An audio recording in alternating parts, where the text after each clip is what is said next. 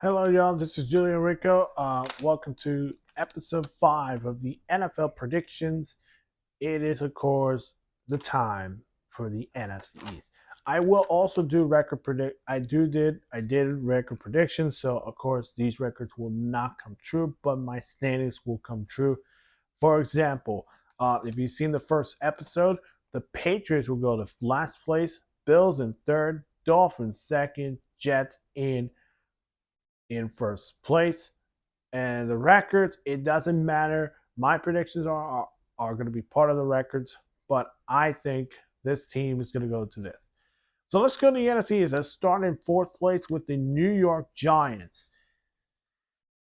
I have to move a little bit, but you look at the Giants.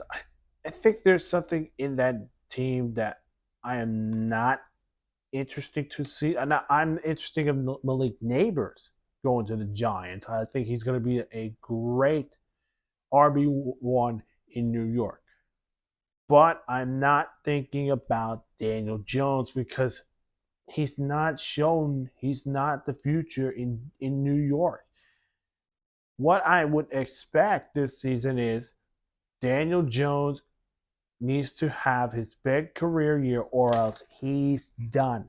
He did it once when Brian Dable was rookie head coach.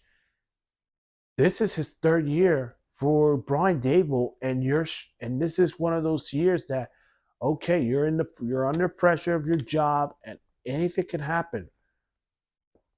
Uh, the floor, and you look at the roster, running game, no Saquon Barkley, Devin Singletary comes in, no Darren Waller, gone. But you do have a third year tight end in Bellinger who's going to step up there, and I don't know about that situation there. So let's go with worst scenarios. Worst scenarios, offense is not going well, but the defense is helping them winning games. Like Brian Burns probably gets 8 sacks. Dexter Lawrence getting 6 sacks. And then Kayvon Thibodeau matched with Brian Burns. Defensive backs are really doing what they're doing. Offensively, it's going to be the question. So worst scenario, 4-13. I just don't believe this team could be back as the playoff team that we saw them on that run against Minnesota and then lose to Philly. They're not there yet. The best scenario, and it could change. What if Malik Neighbors is a 1,000-yard receiver? What if Daniel Jones is getting back to his form? And defense is, and that Brian Burns acquisition was the really big need. I would go 8 wins, and this Giants team will go really crazy next season. But now let's go to the crazy side. I think the Washington Commanders are going to be a good contender. I think the Commanders. Look at Dan Quinn, Adam Peters. You look at that, or the new Josh Harris ownership. They've been really making moves. So start on offense. Jane Daniels starter, no surprise. You get Austin Eckler. They still going to use Brian Robinson, so it makes a lot of sense that would be a good duo to watch. Um, I love the pickup on Zach Ertz, but he is going to probably have some rough times in Washington. I like the Ben Snot from Kansas State draft pick. I think he's going to be a on good impact on Cliff Kingsbury's offense in Washington. He's the OC there. I like that move. Offensive line is what I'm worried about, but I think Jane Daniels, you look at him, he's going to probably win Rookie of the Year over Caleb Williams. And there's another name out there that could win Rookie of the Year. It may be Bo Nix, maybe Caleb Williams, Malik Neighbors, which we talk about. So the floor is if Dan Quinn is not going well, and I know they made good moves on defense. Of course, uh, Bobby Wagner, Frankie Louvu, um, Dorrance Armstrong, Dante Fowler, but it's but those this is everything goes wrong. They're going to be a 5-win team, worst scenario. But if this Commanders team steps up, They beat Dallas. They can beat Philly. Finally, the Washington Commanders can go 9-8 and be a playoff team, which would be interesting to see. Second place, and I think this is going to be a hater for myself, and maybe it's everyone in the league. I think the Cowboys. I think the Cowboys are going to be the ones that we're going to be hating the most. The most. If you're a Cowboys fan right now, you're going to hear this quote all in. You might want to get your earmuffs and I don't want to hear it. I don't want to hear it. Go ahead and do it right now.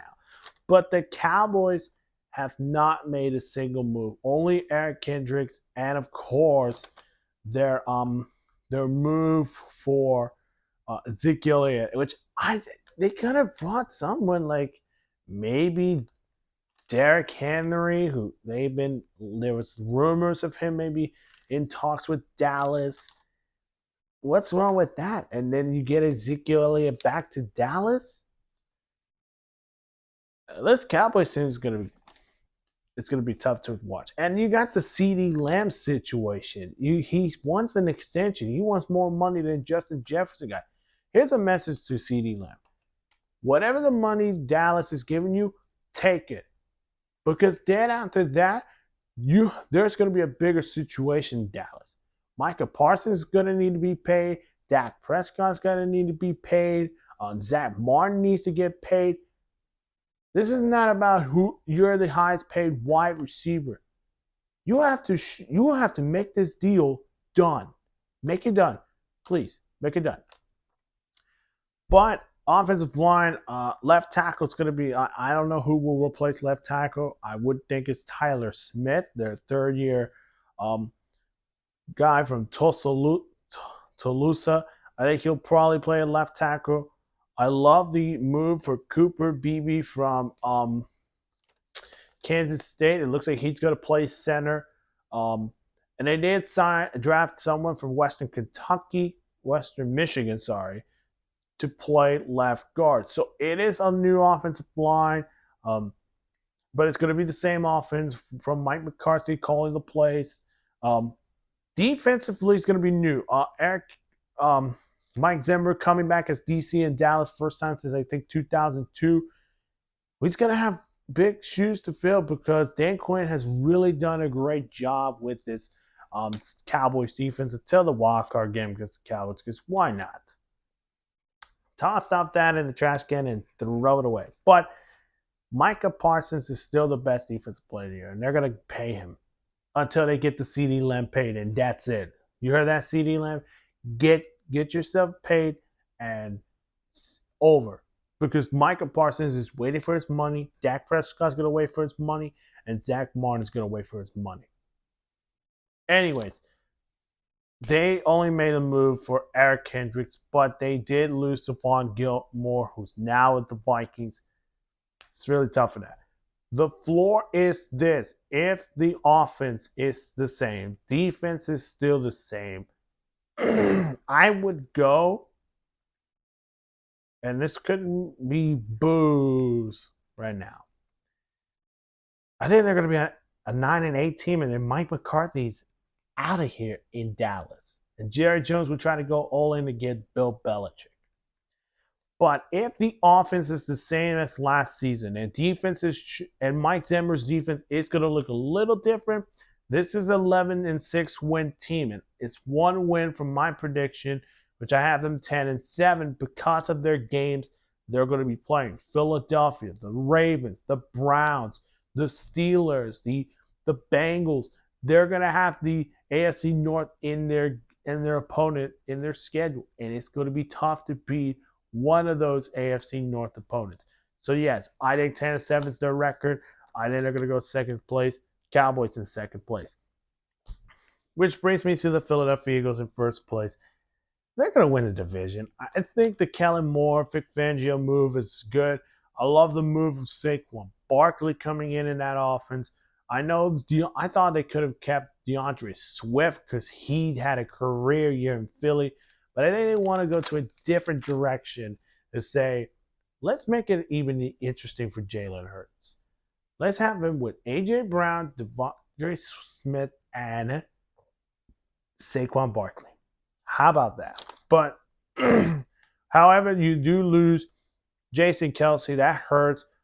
Dallas Goedert still there. But I think this Eagles team is still elite. I think Kellen Moore from last year with the Chargers, it's been rough for him, of course. It's because of the injuries of Justin. Injuries affect the season, of course. Justin Herbert had that thumb injury. But offensive plays with the Chargers, not really well. Not that well. But with Philadelphia, it's going to change. And they're going to be a Super Bowl contender. Hear me out. They're going to win the Super Bowl this year. And I'll explain why. And I think they'll be in my predictions when we get to the playoffs. So defense is going to be new. Vic Fangio calling the defense. Fletcher Cox retirement, that hurts too, but they did draft. Of course, you remember their last 2 years. Jordan Davis.